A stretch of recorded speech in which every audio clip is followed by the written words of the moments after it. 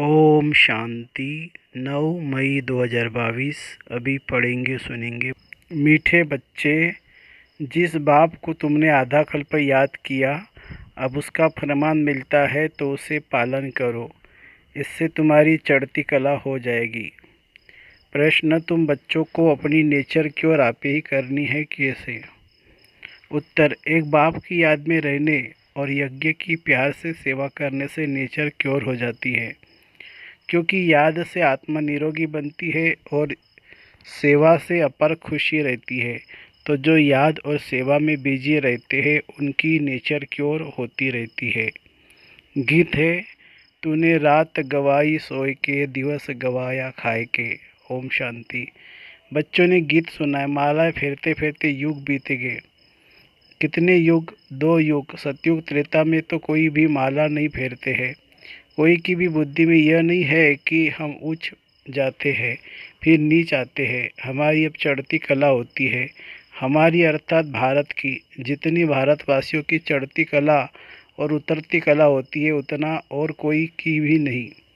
भारत ही श्रेष्ठाचारी और भ्रष्टाचारी बनता है। भारत ही निर्विकारी, भारत ही विकारी और खंडों व धर्मों से इतना ताल्लुक नहीं है, वो कोई हेविन में नहीं जाते हैं। भारतवासियों के ही चित्र है, बरोबर राज्य करते थे। तो बाप समझाते हैं तुम्हारी अब चढ़ती कला है, जिसका हाथ पकड़ा है वह तुमको साथ ले जाएंगे। हम भारतवासियों की चढ़ती कला है, मुक्ति में जाकर फिर जीवन मुक्ति में आएंगे। आधा कल्प देवी देवता धर्म का राज्य चलता है। 21 पीढ़ी चढ़ते हैं फिर उतरती कला हो जाती है। कहते हैं चढ़ती कला तेरे बहाने सर्व का भला। अब सर्व का भला होता है ना, परंतु चढ़ती कला और उतरती कला में तुम आते हो। इस समय भारत जितना कर्ज लेता है उतना और कोई नहीं लेते हैं। बच्चे जानते हमारा भारत सोने की चिड़िया था, बहुत साहूकार थे। अभी भारत की उतरती कला पूरी होती है। विद्वान आदि तो समझते हैं कलयुग की आयु अजून 40,000 वर्ष चलती है, बिल्कुल ही घोर अंधियारे में है। समझाना भी बड़ी युक्ति से है, नहीं तो भगत लोग चमक जाते हैं। पहले पहले तो परिचय दो। बाप का बाप का देना है। भगवानुवाच की गीता सबका माई बाप है, वर्षा मिलता है, बाकी सब है उनके बच्चे। बच्चों से वर्षा मिल न सके, तुम बच्चों को गीता से वर्षा मिल रहा है ना। गीता माता का फिर पिता भी है। बाइबल आदि कोई को भी माता नहीं कहेंगे। तो पहले पहले पूछना ही यह है कि परम पिता परमात्मा से तुम्हारा क्या ताल्लुक है। सभी का बाप एक है ना, सभी आत्माएं भाई भाई है ना। एक बाप के बच्चे। बाप मनुष्य सृष्टि रचते हैं प्रजापिता ब्रह्मा द्वारा, तो फिर तुम आपस में भाई बहन हो गए तो जरूर पवित्र रहते होंगे। पतित पावन बाप ही आकर तुमको पावन बनाते हैं युक्ति से। बच्चे जानते पवित्र बनेंगे तो पवित्र दुनिया के मालिक बनेंगे। बहुत भारी आमदनी है। कौन ऐसा होगा जो 21 जन्म की बादशाही लेने के लिए पवित्र नहीं बनेगा? और फिर श्रीमत पर भी मिलती है। जिस बाप को आधा कल्प याद किया है उनका फरमान तुम नहीं मानेंगे, उनके फरमान पर नहीं चलेंगे तो तुम पाप आत्मा बन जाएंगे। ये दुनिया ही पाप आत्माओं की है। राम राज्य पुण्य आत्माओं की दुनिया थी, अब रावण राज्य पाप आत्माओं की दुनिया है। अभी तुम बच्चों की चढ़ती कला है, तुम विश्व के मालिक बनते हो। कैसे गुप्त बैठे हो, सिर्फ बाप को याद करना है। माला आदि फेरने की कोई बात नहीं है। बाप को याद करते तुम काम करो। बाबा आपकी यज्ञ की सेवा स्थूल सूक्ष्म दोनों हम कैसे इकट्ठे करते हैं। बाबा ने फरमान किया है ऐसे याद करो। नेचर क्योर कराते हैं ना। तुम्हारी आत्मा क्योर होने से शरीर भी क्योर हो जाएगा। सिर्फ बाप की याद से तुम पतित से पावन बनते हो। पावन भी बनो और यज्ञ की सेवा भी करते रहो। सर्विस करने में बड़ी खुशी होगी। हमने इतना समय बाप की याद में रह अपने को निरोगी बनाया, अथवा भारत को शांति का दान दिया। भारत को तुम शांति और सुख का दान देते हो। श्रीमत पर दुनिया में आश्रम तो ढेर है, परंतु वहाँ कुछ भी है नहीं। उनको यह पता नहीं कि 21 पीढ़ी स्वर्ग का राज्य कैसे मिलता है। तुम अभी राज्यों की पढ़ाई करते हो, वह लोग भी कहते रहते हैं कि गॉड फादर आकर गया है। कहा है जरूर, सो तो जरूर होगा ना। विनाश के लिए तो बॉम्ब्स भी निकल चुके हैं। जरूर बाप ही हेवन की स्थापना, हेल का विनाश कराते होंगे। यह तो नरक है ना। कितनी लड़ाई मारामारी आदि है, बहुत डर है। बच्चों को कैसे भगा कर ले जाते हैं, कितनी उपद्रव होते हैं। अभी तुम जानते हो कि यह दुनिया बदल रही है। कलयुग बदल फिर सतयुग हो रहा है। हम सतयुग की स्थापना में बाबा के मददगार हुए। ब्राह्मण ही मददगार होते हैं। प्रजापिता ब्रह्मा से ब्राह्मण पैदा होते हैं। वह है कुख वंशावली, तुम हो मुख वंशावली। वह ब्रह्मा की संतान तो हो न सके, तुमको एडाप्ट किया जाता है। तुम ब्राह्मण हो, ब्रह्मा की औलाद। प्रजापिता ब्रह्मा तो संगम पर ही हो सकता है। ब्राह्मण से फिर देवी देवता बनते हैं। तुम उन ब्राह्मणों को भी समझा सकते हो कि तुम कुख वंशावली हो। कहते हो ब्राह्मण देवी देवताएं नमः। ब्राह्मणों को भी नमस्ते, देवताओं को भी नमस्ते करते, परंतु ब्राह्मणों को नमस्ते तब करे जबकि अभी हो। समझते हैं यह ब्राह्मण लोग हैं, तन मन धन से बाबा की श्रीमत पर चलते हैं। यह ब्राह्मण जिस्मानी यात्रा पर ले जाते हैं। ये तुम्हारी है रूहानी यात्रा। तुम्हारी यात्रा कितनी मीठी है। वह जिस्मानी यात्रा तो ढेर है, गुरु लोग भी ढेर है। सबको गुरु कह देते हैं। अभी तुम बच्चे जानते हो, हम मीठे शिव बाबा की मत पर चल उनसे वर्षा ले रहे हैं। ब्रह्मा द्वारा वर्षा शिव बाबा से लेते हैं।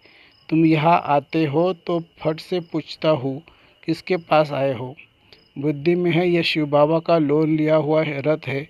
हम उनके पास जाते हैं। सगाई ब्राह्मण लोग कराते हैं, परंतु कनेक्शन सजनी साजन का आपस में होता है, न कि सगाई कराने वाले ब्राह्मण से। स्त्री पति को याद करती है या हथियाला बांधने वाले को याद करती है। तुम्हारा भी साजन है शिव, फिर किसी देहधारी को तुम क्यों याद करते हो। याद करना है शिव को। यह लॉकेट आदि भी बाबा ने बनवाए हैं समझाने के लिए। बाबा खुद ही दलाल बन सगाई कराते हैं, तो दलाल को याद नहीं करना है। सजनियों का योग साजन के साथ है। मम्मा बाबा आकर तुम बच्चों द्वारा मुरली सुनाते हैं। बाबा कहते हैं बहुत ऐसे बच्चे हैं जिनकी भ्रुकुटी के बीच में हम बैठ मुरली चलाता हूँ। कल्याण करने अर्थ कोई को साक्षात्कार कराने, मुरली सुनाने, कोई का कल्याण करने आता हूँ। ब्राह्मणियों में इतनी ताकत नहीं जानता हूँ। इनको यह ब्राह्मणी उठा नहीं सकेगी, तो मैं ऐसा तीर लगाता हूँ जो वह ब्राह्मणी से भी तीखा जाए। ब्राह्मणी समझती है इनको हमने समझाया है। देहाभिमान में आ जाते हैं। वास्तव में यह अहंकार भी नहीं आना चाहिए। सब कुछ शिव बाबा करने वाला है। यहाँ तो तुमको कहते हैं बाबा को याद करो, कनेक्शन शिव बाबा से होना चाहिए।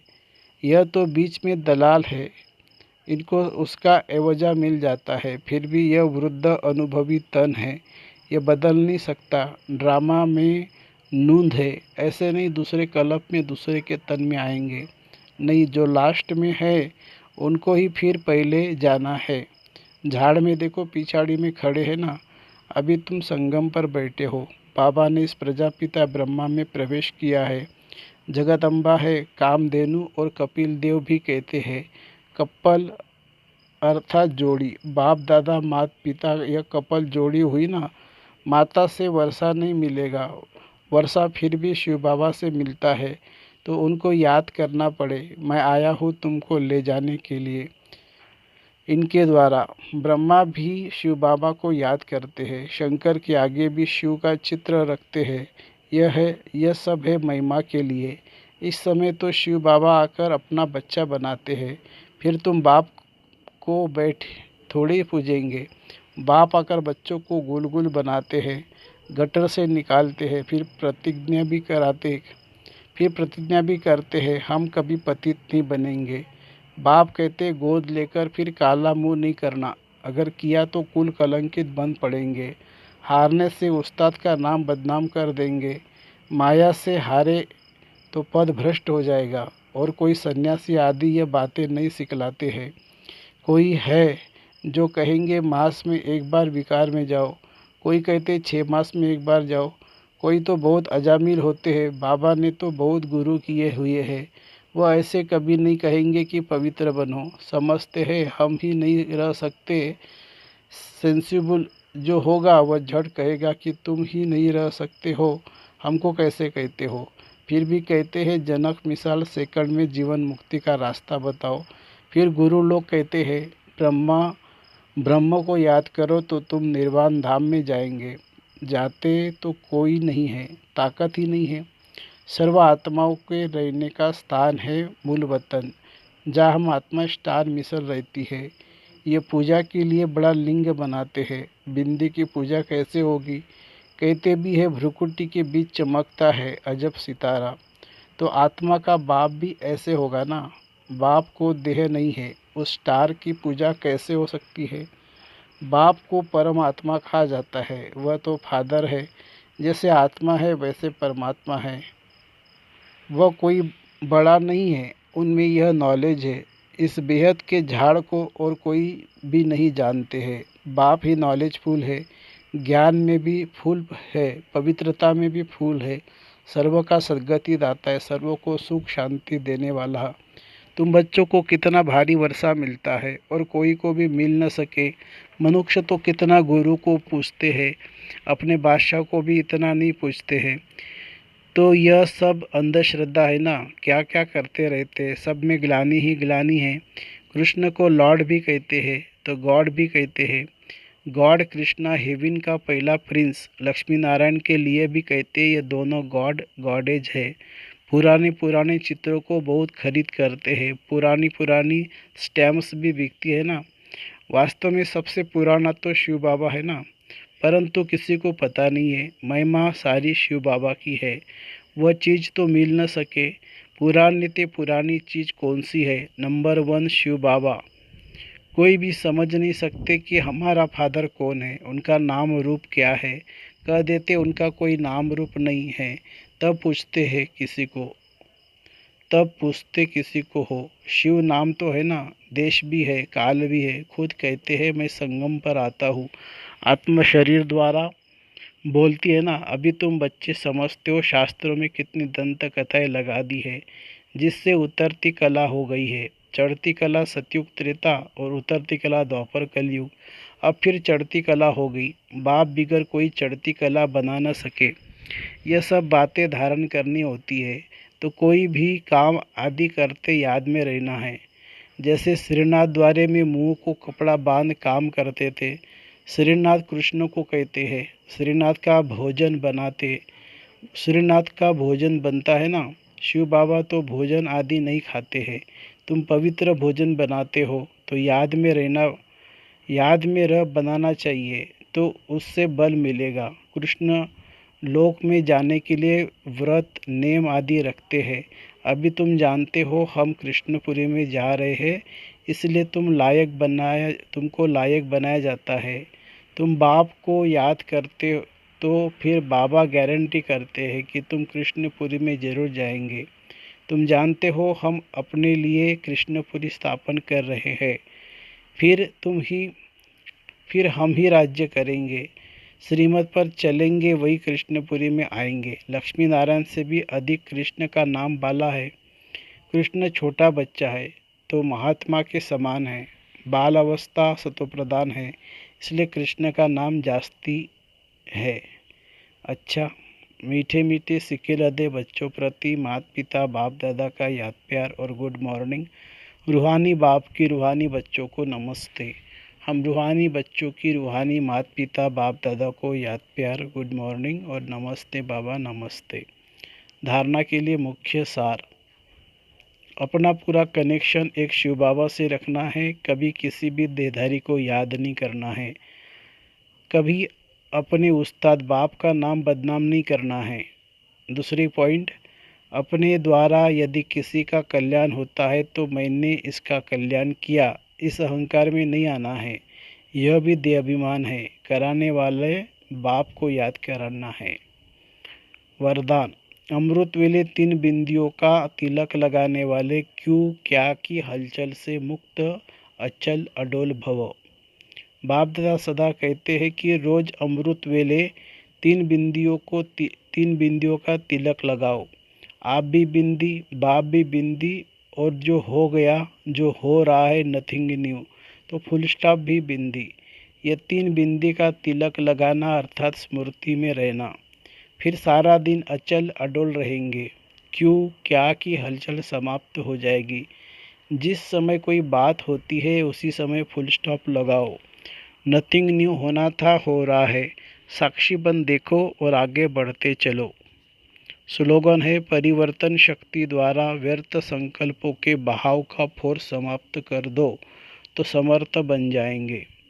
परिवर्तन शक्ति द्वारा व्यर्थ संकल्पों के बहाव का फोर्स समाप्त कर दो तो समर्थ बन जाएंगे। अच्छा, ओम शांति शांति शांति। शुक्रिया बाबा, शुक्रिया। Thank you Baba, thank you.